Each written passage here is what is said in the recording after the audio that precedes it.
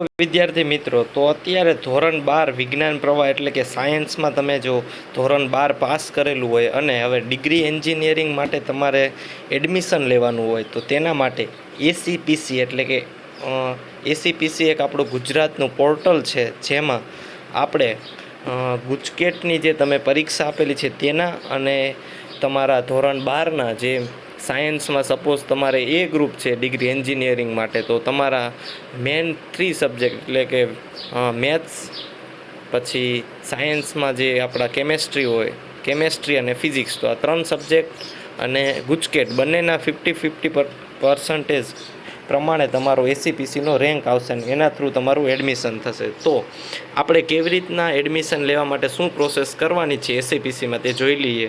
તો ઓનલાઈન રજિસ્ટ્રેશનની પ્રક્રિયા તારીખ 24/3/2025ના રોજથી શરૂ થઈ ગઈ છે, એટલે અત્યારે ઓલરેડી ચાલુ થઈ ગઈ છે. ઉમેદવારે પોતાનું રજિસ્ટ્રેશન બોર્ડ પ્રવેશ પરીક્ષાનું રિઝલ્ટ જાહેર થાય તે પહેલાં પૂર્ણ કરી શકશે, એટલે કે તમારું અત્યારે તો ઓલરેડી રિઝલ્ટ આવી ગયું છે. હવે એસીપીસીની વેબસાઇટનું પણ અહીં લખેલું છે કે www.acpc.gujarat.government.in આના ઉપર હશે. હવે આપણે જોઈ લઈએ તો કે નિયુક્ત કરાયેલ સાયબર સ્પેસ સેન્ટર પણ અવેલેબલ છે, કે તમારા એરિયામાં નજીકમાં કોઈ પણ એસીપીસી સેન્ટર હોય તો ત્યાં જઈને પણ તમે રજિસ્ટ્રેશન કરાવી શકો છો, અથવા તો તમે તમારા મોબાઈલ અથવા લેપટોપમાં પણ અપ્લાય કરી શકો છો. તો હવે આપણે જોઈએ કે શું છે મેરિટની જોગવાઈ કેવી રીતના કરવામાં આવે છે.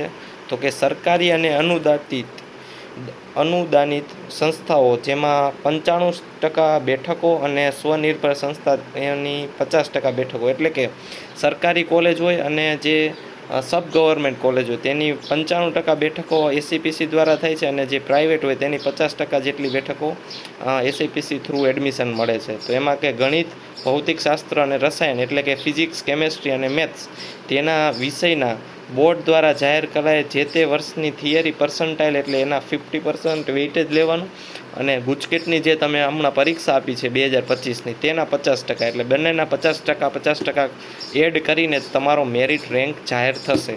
હવે જો તમે JEE થ્રુ એડમિશન લેવા માગતા હોય એસીપીસીમાં, તો તમે તેનો પણ JEEનું તમારું રજિસ્ટ્રેશનનો જે પણ સીટ નંબર છે અથવા તો જે પણ તમારો રેન્ક છે તે જ્યારે આવે ત્યારે તમારે તેમાં એડ કરવાનું રહેશે.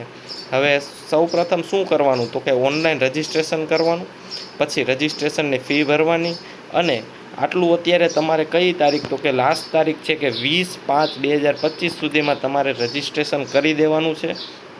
તો આપણે 20 તારીખની રાહ નથી જોવાની. 18-19 તારીખ સુધીમાં તમે એસીપીસીની વેબસાઇટમાં રજિસ્ટ્રેશન કરી દો, તેમાં ડોક્યુમેન્ટ અપલોડ કરવાના છે તે પણ પૂર્ણ કરી દો, અને રજિસ્ટ્રેશનની ફી 350 છે જે નોન રિફંડેબલ છે. તે ઓનલાઈન જ તમારે અપ્લાય કરવાનું છે, પેટીએમ અથવા તો યુપીઆઈ થ્રુ તમારે ફી ભરવાની છે. હવે રજિસ્ટ્રેશનમાં કયા કયા ડોક્યુમેન્ટની જરૂર પડશે, તો મોસ્ટલી આપણે જોઈએ તો પહેલું તો કે ધોરણ 12નું રિઝલ્ટની જરૂર પડશે, તેને અપલોડ કરવાનું રહેશે. પછી જો તમે કાસ્ટ વાઇઝ જાઓ તો suppose SC, ST, OBC, EWS તેમાં કાસ્ટમાં અપ્લાય કરશો તો તમારું કાસ્ટ સર્ટિફિકેટ માગશે, નોન ક્રિમિનલ સર્ટિફિકેટ OBC વાળા માટે માગશે, અને આવકનો દાખલો છે. એવી બધી તમારી જે પણ જરૂરિયાત, જે પણ ધોરણ 10ની છે, ધોરણ 12ની છે, એ બધા ડોક્યુમેન્ટ તમારે ફોર્મ ભરતી વખતે તમારે સાથે રાખવાના, તેને સ્કેન કરી દેવાના, તમારો પાસપોર્ટ સાઇઝનો ફોટો, પછી સિગ્નેચર, આ બધી વસ્તુ તમારે તેના કેબી પ્રમાણે સેટ કરીને રાખવાના. જે ફોર્મમાં તમે જ્યારે અપ્લાય કરશો એસીપીસીમાં ત્યારે તમને જે ડોક્યુમેન્ટ માગે તેને અપલોડ કરવાના. ઉમેદવારે કોઈપણ ડોક્યુમેન્ટ રૂબરૂ આપવાની અથવા તેની રૂબરૂ ચકાસણી કરવા જવાની જરૂર નથી, એટલે તમારે કોઈ પણ જગ્યાએ તમને કોઈ કોલ આવે કે ભાઈ તમે ડોક્યુમેન્ટ વેરીફાઈ કરવા અહીં આવો, તો એવું કાંઈ કરવાનું છે નહીં.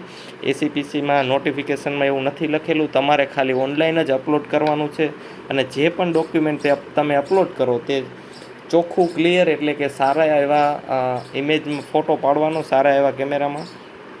વિવિધ માહિતીઓ અને ડોક્યુમેન્ટ ચકાસણી પ્રક્રિયા અને અન્ય પ્રવેશ સંબંધિત જાણકારી માટે પ્રવેશ સમિતિની વેબસાઇટ અને લોગિન પોર્ટલ પર રોજબરોજ જોવાની ઉમેદવારોએ અને વાલીઓએ સલાહ આપવામાં આવે છે. એટલે કે અત્યારે તમારે એસીપીસીની વેબસાઇટમાં થોડાક અંતરાલે જોતા રહેવાનું, કોઈ પણ નવી અપડેટ આવે, કોઈ પણ નોટિફિકેશન આવે તો તમને જાણ થાય, તેના માટે વાલીઓએ અથવા તો ઉમેદવારે વેબસાઇટ ચેક કરતા રહેવાનું, કોઈ પણ ન્યૂ અપડેટ આવે તો તમને જાણ થાય.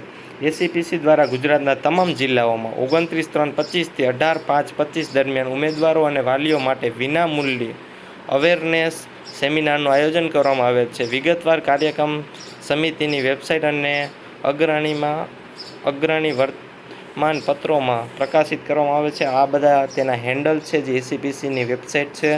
આ QR કોડ એસીપીસીની જે યુટ્યુબ ચેનલ છે તેમાં પણ તમે વિડીયો જોઈ શકો છો. પછી આ તેનો હેલ્પલાઇન નંબર છે અને ઇન્સ્ટાગ્રામ અને આ એસીપીસીની વેબસાઇટ છે. તો તમે તેની યુટ્યુબ ચેનલમાં પણ તમે કેવી રીતના ફોર્મ ભરવું, કઈ માહિતી તમારે અપલોડ કરવાની છે તે બધું તમને એમાં આઈડિયા આવી જશે. અને તમે નોર્મલ જ ફોર્મ છે, તમારો બધો બાયોડેટા જ માગશે. એટલે રજિસ્ટ્રેશન જો તમારે હજી સુધી બાકી હોય તો તમે જલ્દીથી કરી આવો. અને કોઈ પણ ડાઉટ હોય તો આમાં જરૂર જણાવો. અત્યારે રજિસ્ટ્રેશન કરો, આગળની પ્રોસેસ પછી આપણે નેક્સ્ટ વિડીયોમાં જોઈશું. Thank you very much.